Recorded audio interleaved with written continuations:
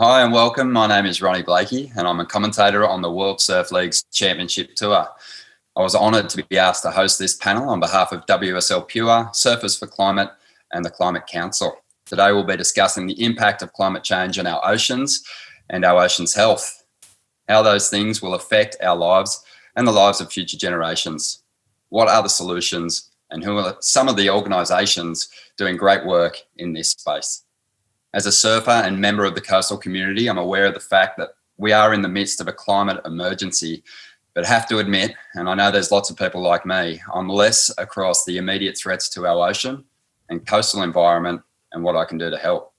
So today I'm hoping to learn more, and for that I'll be leaning into the knowledge of our panel.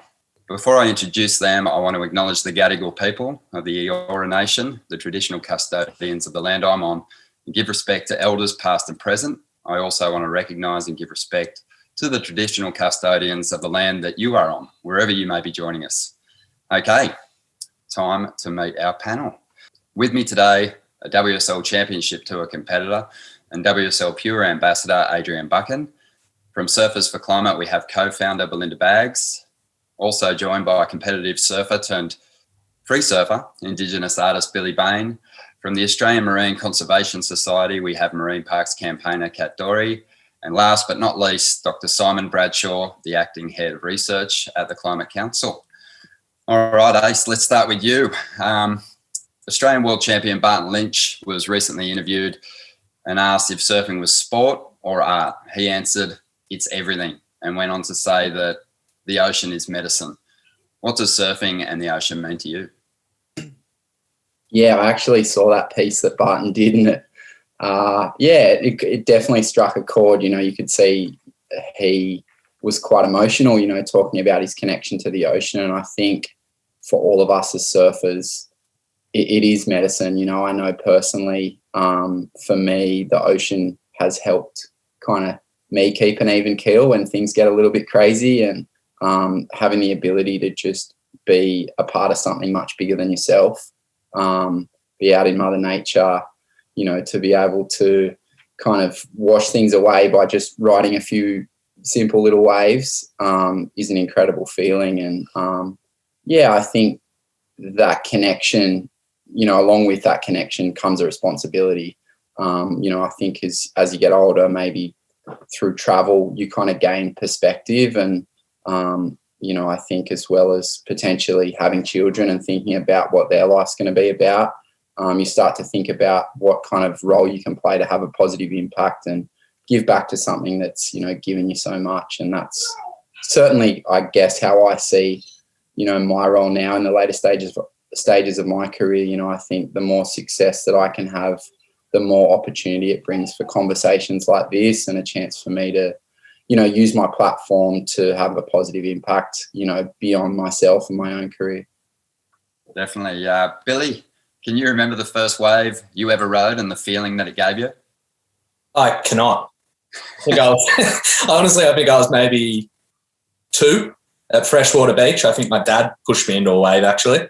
I honestly can't remember a time when I didn't surf. So,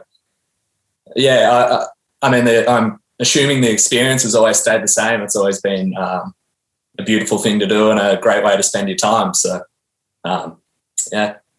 Well, let's maybe go back to your last session then. What feelings did it give you, and how do they get you through life?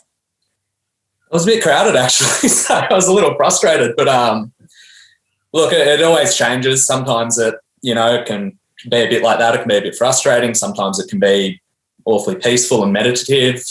You can be out there trying to rip. You can be out there with no expectations. But I honestly feel like every time I leave the water, I do feel like a better person, or, I just have this little bit more calmness that I can bring through my day. So, it's nice. That is nice. I actually, sorry to jump in, but I saw Billy in the surf. I think it was last Tuesday. Yeah.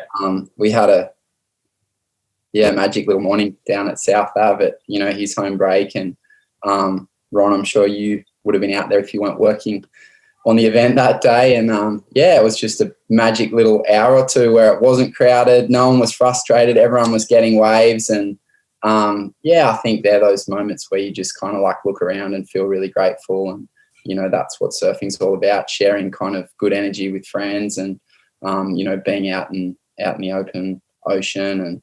And, yeah, I think they're the little sessions and memories that stick with you. Definitely. Kat, on your Twitter bio, I noticed you describe yourself as a fish and tree hugger. What is your favourite fish to hug, and what sea creature are you most fascinated by? Haven't tried hugging a fish yet, to be honest.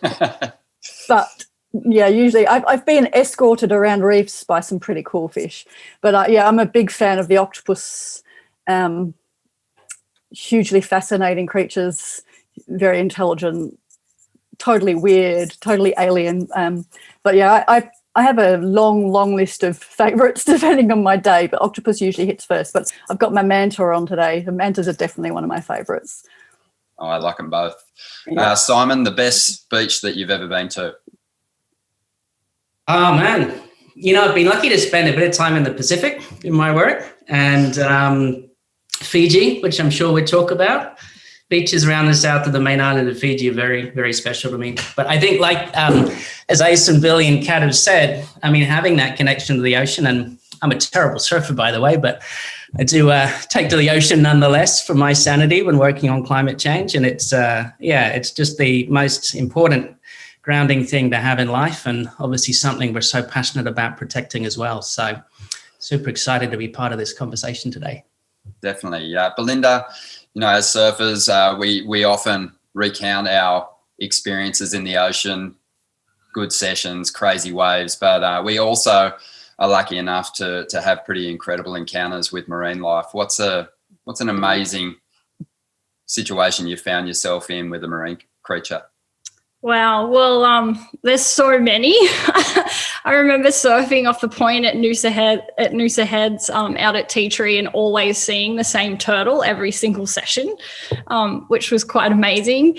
And also growing up surfing in Newcastle, kind of getting to know the resident pack of dolphins as they'd cruise by every morning and then back again a couple of hours later.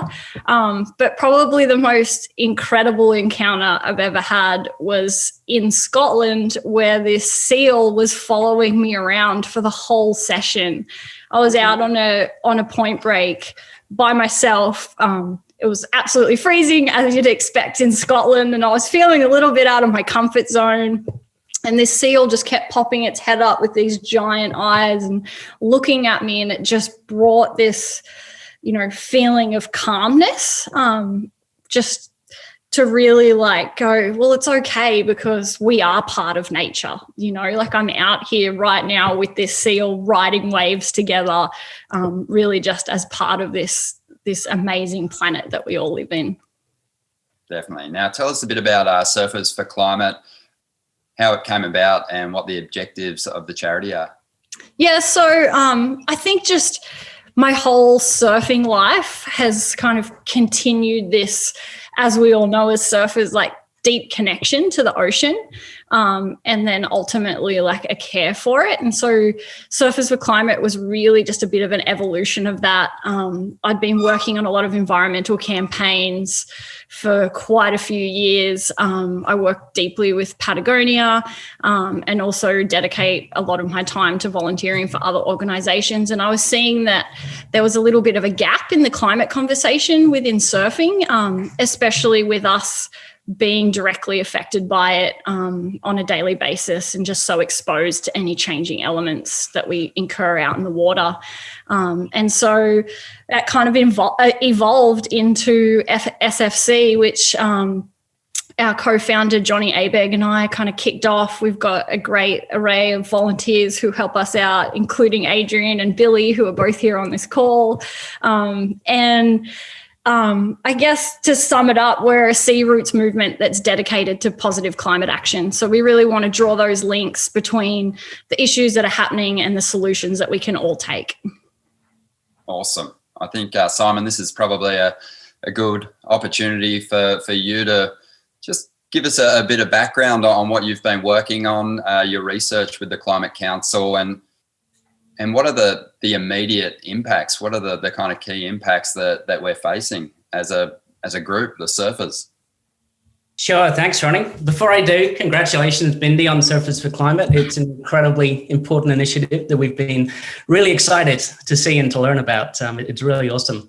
Well, Climate Council really works on taking the latest climate science and communicating it in compelling terms to people in Australia in particular, and also supporting voices like Surfers for Climate, who are such critical messengers in helping us all understand better what's at stake and how we can all be part of the solution.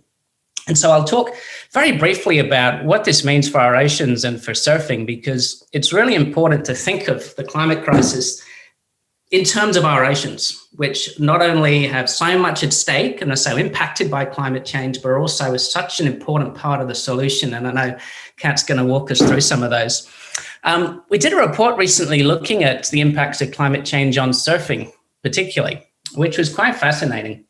There's a lot of different elements to this, and I'll keep it fairly quick, but the easiest way to think about things is that by burning coal, oil, and gas, putting these heat-trapping gases up in the atmosphere, we're trapping a lot more heat. A lot of that's going into the ocean. About 90% of it's going into the ocean.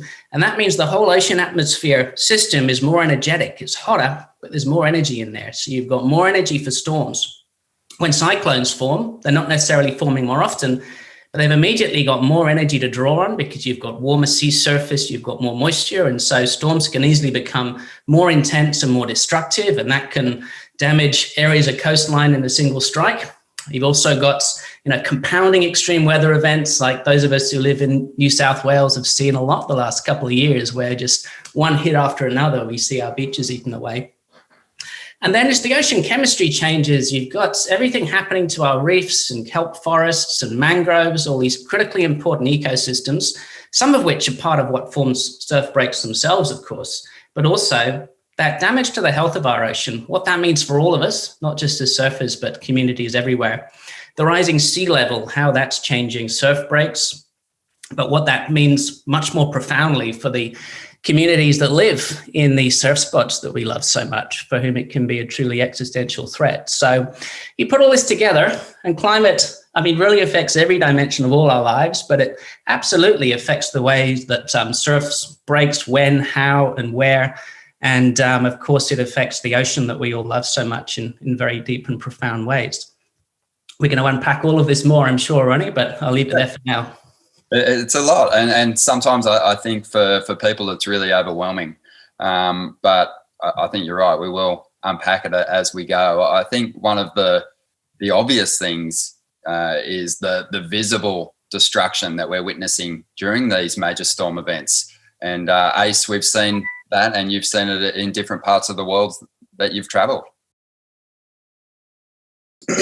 Yeah, absolutely. I think, as Simon kind of broke it down then, the trapping of those fossil fuels is having a pretty profound impact, on our oceans. And I think, when I was going through primary school and high school, the science was fairly new, and kind of learning about that as a child and kind of thinking about what kind of impact that could have. But now, seeing that firsthand, as you mentioned, before the WSL Tour kicked off, we had two of the craziest weeks of weather that I've ever seen, huge storms, crazy erosion, flooding. And that's kind of started to become a little bit of an annual pattern here on the East Coast. Something that we might have only seen every kind of 4 or 5 years is now kind of happening every year. Couple that then with like the black summer we had with the bushfires, last year, which, was like almost a once in a generation event. It's like we're really now kind of starting to live through, I guess what David Attenborough, spoke about in his film. And it's scary. It's scary to kind of to witness that and to think that it could become more commonplace. Yeah, and Billy, you're from the Darug people, and in your country and other parts of New South Wales, the Upper Hawkesbury, we had radical floods recently. And, as I said before, that devastation and destruction was very visible. How did it affect the country that you're from? I live off country, but in Avalon, the same suburb as you. So a lot of these waterways that the Darug people used to occupy, or still do to this day, they actually flow out through the Hawkesbury River, which is like 120 kilometres long basically, and it comes through from northwest Sydney and goes the whole way out to our ocean. So I've kind of experienced lately is just like a ridiculous amount of debris from those floods washing out into the surf. Plus with kind of major king tides at the time, just a real change to the landscape of the beaches, which it's pretty alarming, and it seems to be happening quite often. I mean, I recall it happening maybe 2 years ago as well, where I went for a surf at Whale Beach and the water was borderline black. Like, it was so dark that you couldn't even see your feet underneath the water. As I was walking down, I recall there being like a large deck chair that had actually washed up on the beach, and it was just weird. I actually sat there for a minute in this deck chair that had washed down from up the Hawkesbury and just watched the surf, and it was pretty surreal. Like, I don't have any sort of memory outside of the past few years of that happening, and it just seemed quite extreme. Yeah, the flooding, Simon, is sort of one part of those extreme weather events, but there's kind of an increased size in the surf over the last number of years as well. Yeah, I mean, I think with that more heat, more energy in the ocean and atmosphere, you do get more extremes. You get these extreme events more often, but then those extreme events themselves become more intense and more pronounced. And I think, Billy, what you're describing is just that. I mean, in the few years that we've been seeing this before our eyes, we've seen it escalate very quickly. There is more wave energy around the globe as a result of this, if you measure it and average it out. Now, the very simple way of looking at that might be, well, that's a good thing. We're going to have bigger waves, and even the biggest waves on the planet are going to get bigger.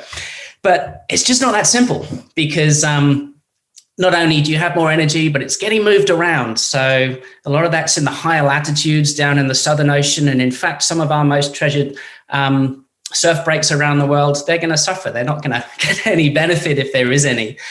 So it's pretty complex, but I think the downsides tend to outweigh the good sides, unfortunately, which is why we have to work so hard together on solving this problem.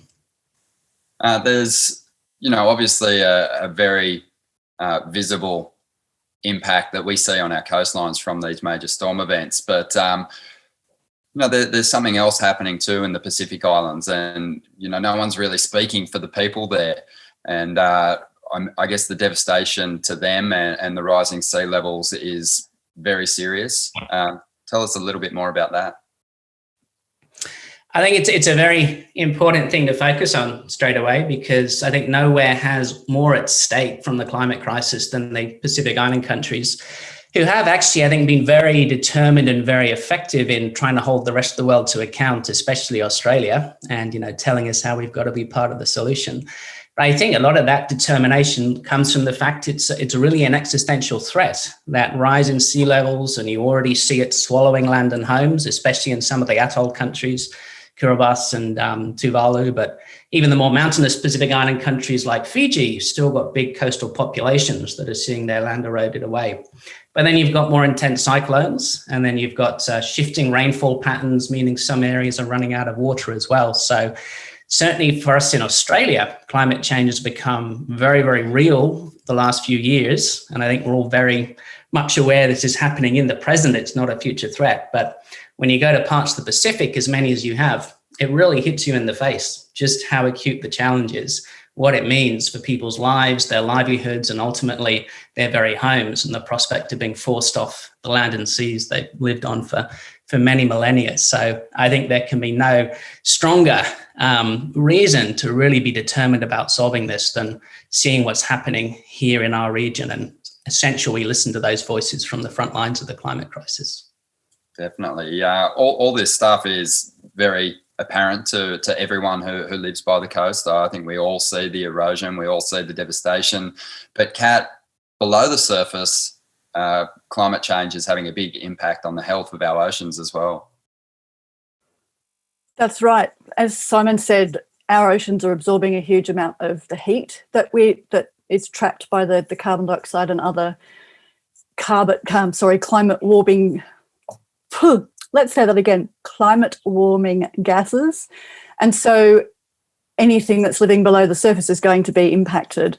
A lot of our fish species can only live within certain temperature ranges. So we're seeing fish starting to, well, not starting, fish have been moving further south or further north away from the areas around the warmest, around the equators. We're seeing different species appearing, even just in places like around Manly, in the Cabbage Tree Bay, where Shelley Beach is. We're starting to see tropical fish there that we've never seen before because they're moving further south. We're also seeing, obviously, one of the biggest issues is the reefs being bleached. The small organisms that build the reef and associate with those corals can't cope with that amount of heat, and they're bleaching. We're seeing loss of some of our kelp forests, which are an amazing, unique ecosystems that we find all along our south coast of Australia. Similarly, seagrasses are starting to die off because they can't cope with that heating. But we're also seeing the change in ocean chemistry, and small ocean creatures are unable to build the shells that they need. So, yeah, the sort of twin evils, I like to call them, of climate change, of the warming and that changing ocean chemistry is putting a lot of pressure on our ocean life. Definitely, yeah. Belinda, I guess this is kind of the reason for your call to action. It's a big impact for us as humans, but for our oceans and its creatures, this is it's time. It's time to step up and make some noise. Yeah, it definitely is. And, those very same reefs that Kat's talking about getting bleached, some of those are the ones that we surf over as well. So I'd hate to say goodbye to Fijian and Indonesian reef breaks as we know it. And of course, like just all the destruction to the animals and the habitats, and it all just feeds back into one another. But, there is solutions out there. And there's things that we can all do in our everyday lives that can make a difference. Let's touch on some of the big contributors, Simon. I think you mentioned it before, but it's just a small part of the greater problem, really. There is sort of a lot of things that individuals can do to, I think, help just play a part in keeping the oceans healthy and also, I guess, bringing down that climate change or slowing it down to a degree. Of course there is, yeah. I mean, look, climate change is a vicious, complicated problem in one way, but in other ways it's very, very simple. I mean, it's the fossil fuels that we burn, it's the damage we've done to our forests, it's how we've changed the world around us that has created this problem. And so it's within our power to solve it, both through the actions we do ourselves and what we call upon our governments and corporations to do. It's worth, I think, mentioning, and Kat, you've already described, and I might be treading on your toes here because you know a lot more about this than I do, but those, whether it's mangroves or kelp or living reefs, hugely threatened by climate change, but so important in dealing with climate change as well, and that it's those marine ecosystems, many of them, that can actually draw down so much carbon from the atmosphere, that can also protect vulnerable coastlines. So protecting our oceans is really important as part of the solution to climate change as well. Now, Surfers for Climate has some fantastic resources, I think, for learning more about climate change, for sharing on social channels, for who to connect to, climate councils as well, of course. So there's a whole lot more information there that can be digging into to work out how we can all be part of the solution, from everything from choices we make in our lives, where we invest our money, if we have any, to who we vote for and everything else. Yeah, I think that movement's been happening. Ace, you've been part of some big paddle outs recently on the east coast of Australia, fighting the PEP 11. Yeah, no, I think as Simon and Kat mentioned, I think it is a big complex problem, but I think when you boil it down, it can be quite simple as well. We've got fossil fuels and then deforestation. And I think, I guess for me personally, having the last kind of year and a half at home, I was able to, get on the front lines a little bit more. Belinda, what are the feelings that you kind of get when you are involved in such a movement? Because I think it's been a real positive for everyone who's taken part in the fight for the bite, and now the campaign against PEP 11. Yeah, I think when you're part of a huge movement, it's so uplifting and heartwarming to know that you're not alone in this fight, and that there's so many people out there who care, and that in numbers we can all make a positive difference. And yeah, just being part of that is so powerful, like extremely, extremely powerful. And I think that's why having all these organisations that are out there in the world, including everybody who's on this calls, just makes such a difference, and a real rallying point for everybody to get behind these issues. Definitely. Yeah, I guess another thing is, it's easy to remedy or fight against issues when they arise, but it's, in my reading, it's really important that we start to defend the undeveloped parts of our coast. Simon, you were touching on it before, the mangrove marshes and whatnot, and their ability to evolve as sea levels rise. Maybe Kat, you would be the right person to touch on this. It's crucial as the sea levels do rise that we maintain, just those little nooks, those little areas where the wetlands can actually kind of help defend against the destruction of erosion and whatnot. Yeah, I mean, we often talk about oceans as kind of the victim of climate change, but they're also, so many of our ecosystems are part of that solution. So Simon mentioned earlier, so we've got things like the mangroves, which are not only important for protecting coastal ecosystems from storm surges and things like that, they also hold a huge amount of carbon. And we also get areas like salt flats and tidal marshes, seagrass meadows and kelp forests are all biological parts of the ocean that absorb carbon and then trap it so that it's not in the atmosphere. And we need to protect those areas. We also need to protect just large areas of our oceans so that they're healthier, so that they're not so stressed by all the other things that humans bring to them, so that they're, protected from pollution and protected from oil and gas developments, so that they've got that better chance of being healthy, resilient, and being able to adapt better to climate, given that oceans are basically our vital life support system to the planet. I know there's great organisations that are going to, bring our attention to big issues, whether it's, like Adrian said, new fossil fuel projects or the development of areas that should be kept sacred and looked after. But what are some areas around the world, Kat, that have done it right, that have really put a great protection plan in for their beautiful waterways? Well, Australia is definitely one of those organisations.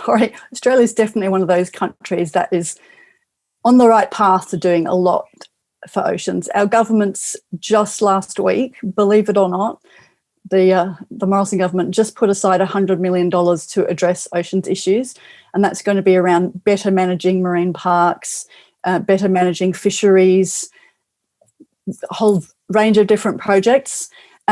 We do have a pretty decent level of protection around our coastlines. Some of these are further out to sea and managed by the federal government, and some of these are managed by our state governments, those that are closer to our coastlines.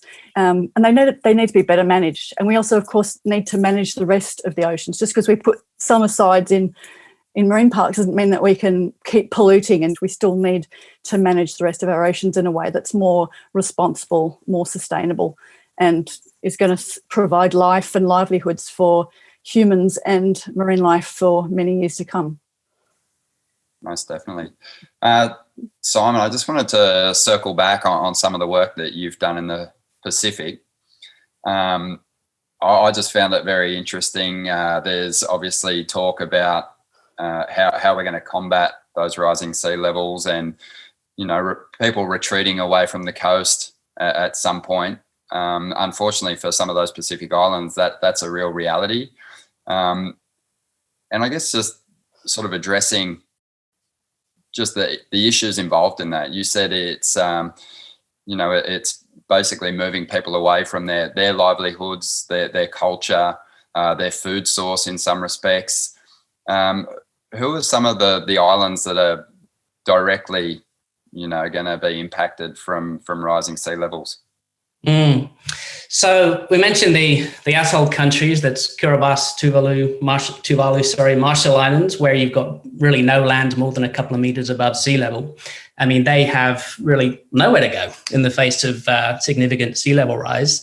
I did just want to mention one point before we talk about how to deal with that, because it follows directly from what Kat was saying about ocean conservation, that we often talk about Pacific countries as small island states, but in reality, they're large ocean states. I mean, they're custodians of enormous tracts of ocean.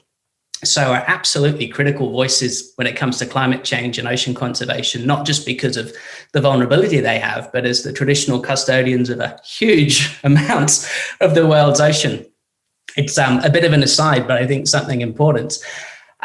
I think, Ronnie, what it comes down to, and there's no easy answers here, is we have to think about it in terms of the rights and choices and dignity of people who are facing these challenges. It can't be a case of Australia throws up walls and deals with this as it's dealt with other refugee crises in the past. We really have to focus on what are the choices, preferences, and needs of people who are dealing with this very real threat.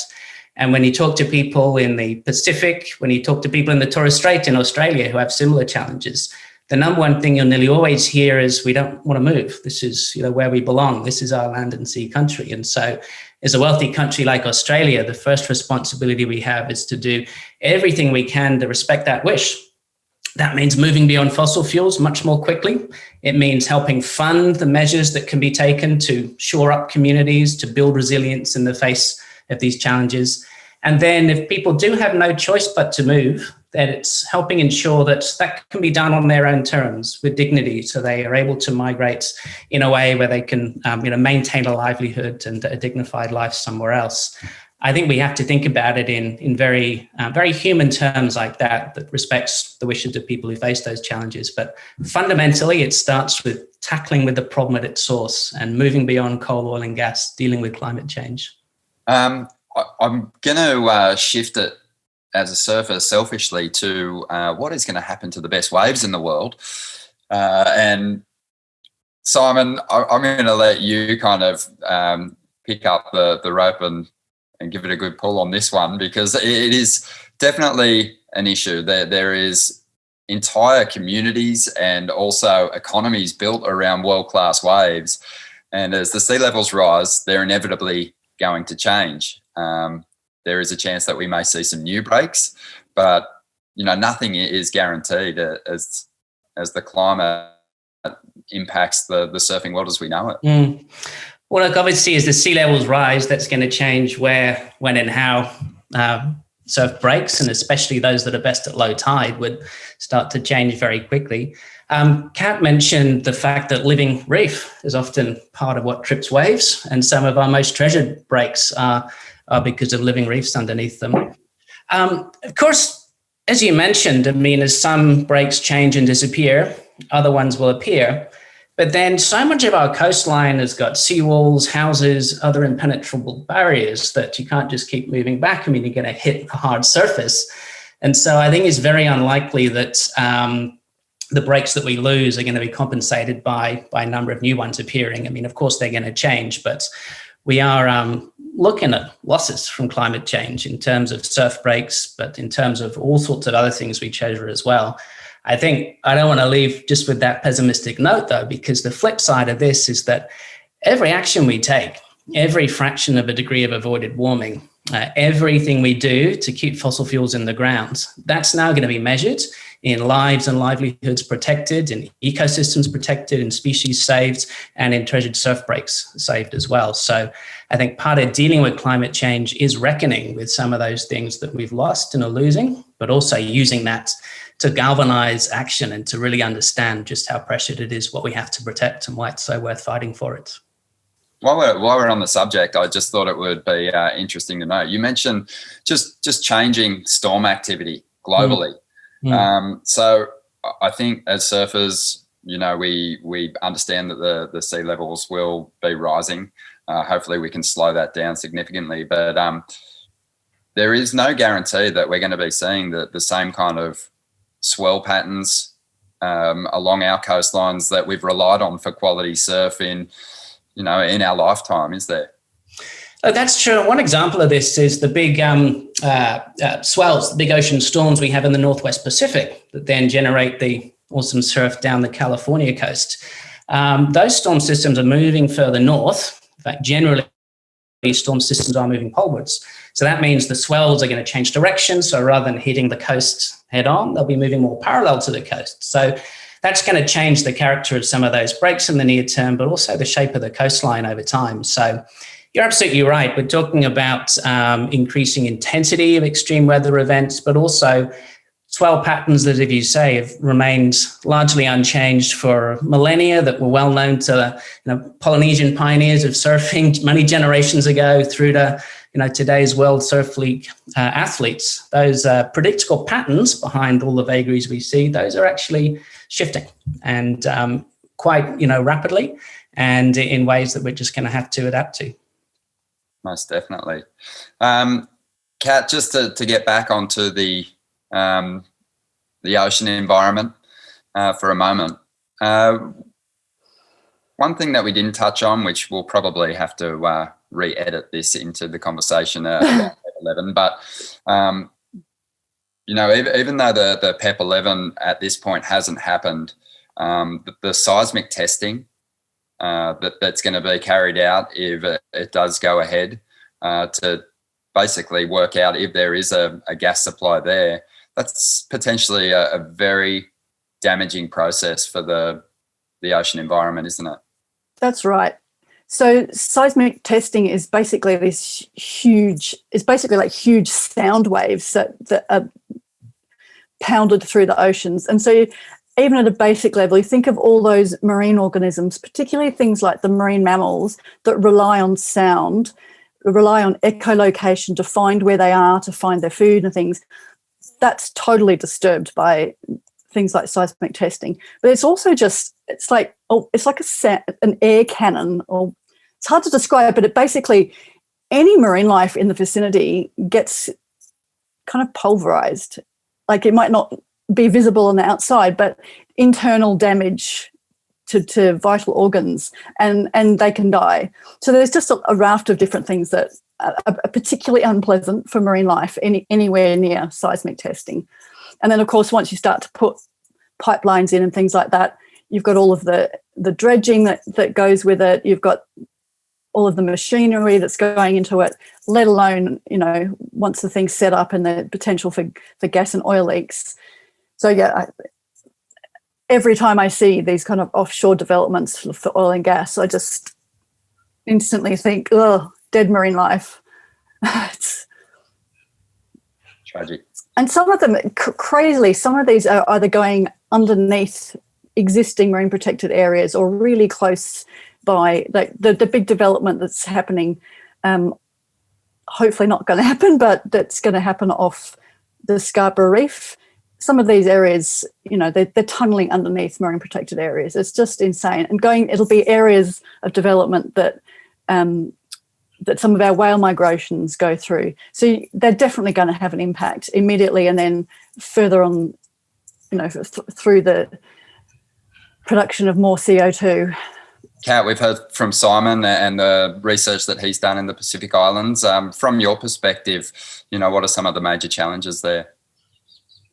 Yeah, so I've done quite a bit of work on fisheries and have been to some of the Pacific Islands for a lot of tuna science meetings, which don't sound particularly exciting, but it means that I've got to see these really different islands, and it really brings home that impact of climate change when you're standing on this atoll, which is basically this thin ribbon of coral sticking above the ocean. So the places like the Marshall Islands and Kiribati, a lot of people think of this like a large mass sticking out of the oceans, but these are really thin ribbons of land.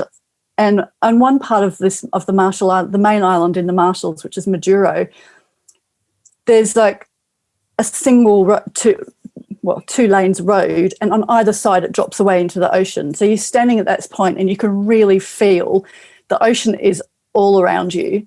The highest point on this island is 8 meters, and I dispute the 8 meters because I stood on top of that sand dune and looked at the ocean and thought, this is not going to save anyone's life if they're trying to get away from a king tide. And I was there not long after they'd had a king tide in the Marshalls, and I think it was something like 2/3 of the island was underwater. So you can't grow anything somewhere like that. You can't, apart from coconuts and fish. This is not an area where you grow your own food, so you've got to import a lot of stuff. So you really feel how close to these people are to the ocean, but also how potentially threatening massive changes are to their livelihoods, to their ability to keep their heads above water, literally. So I just really felt being on those islands that real threat.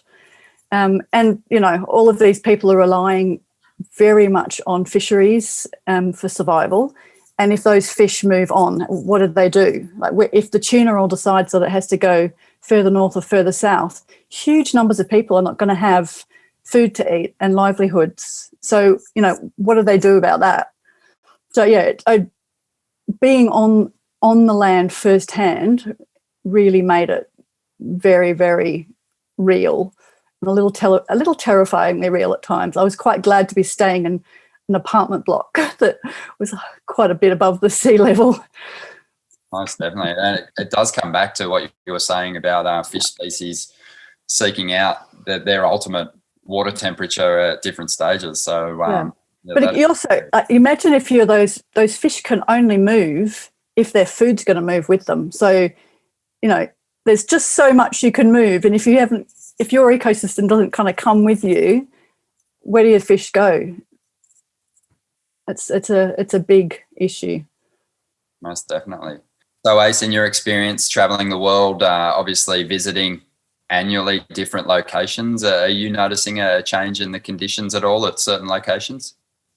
Yeah, look, I think when we talk about the rising sea level, it's something that happens, in such small increments. And I guess that's probably part of the danger because that kind of breeds complacency. I think one of the things that, we really have noticed is the bleaching of the coral in, some of the South Pacific islands that we go to, Tahiti, Fiji, and in both those places, WSL PURE is doing some work, with coral gardeners, with mangrove restoration to try and protect against things like coral bleaching. We definitely have seen changes, even, Narrabeen, where we were competing last week, the erosion there, at South Narrabeen and Collaroy is devastating. There are people that, obviously have lost their homes, that can't live in their homes any longer. And personally here on the Central Coast, we've got a similar problem happening at Wamberal. We can build seawalls, but you look at somewhere like Stockton, north of Newcastle, and they build a seawall and they've lost their beach there. So it's a really kind of complex issue. And, when you think about changes that, we've seen, like they're pretty multifaceted, depending on, where you are, whether that be, a tropical destination or kind of here on the east coast of Australia. But I think when you add it all up, I can definitely say that over my short life, I've seen, big changes to the environments, especially the ones that haven't been protected and well looked after. Sometimes it is a little overwhelming, but there's good reason to have hope, Simon. Yeah, look, there is for sure. And there's a lot of good stuff that we see happening in Australia, around the world. I mean, we are really at the climate endgame. This is really serious. But then we've also seen this tremendous momentum in the last year. Just in the last week, we had the US pledge to halve its emissions over the next decades. You've got some of the big countries in our region stepping up as well. You've got Pacific Island nations and First Nations in Australia really fighting tooth and nail to protect country and show us how it's done. So there's lots to be optimistic there, and lots of people we can and must be getting behind in this critical period. No doubt. Belinda, Surfers for Climate are obviously really focusing their energy on bringing awareness to surfers in particular. What are you working on at the moment that we should all be paying attention to? So we have an initiative up on our website called Wipe Out Your Emissions, and it just really it just really focuses on individual actions that everyone can take in their everyday. It can be things from big to small, as simple as turning your engine off when you're checking the surf. Apparently there's a statistic where 20% of the time that we're driving in Australia is done idling. And I know we're all guilty of that as surfers. When we pull up at the surf break, we want the heater on or the air conditioner or, the radio still playing. But, in actuality, when you add that all up, it makes a huge difference. So turn your car off if you can. We're also really all guilty of driving around and checking 50 spots before we decide to surf at the first break that we checked.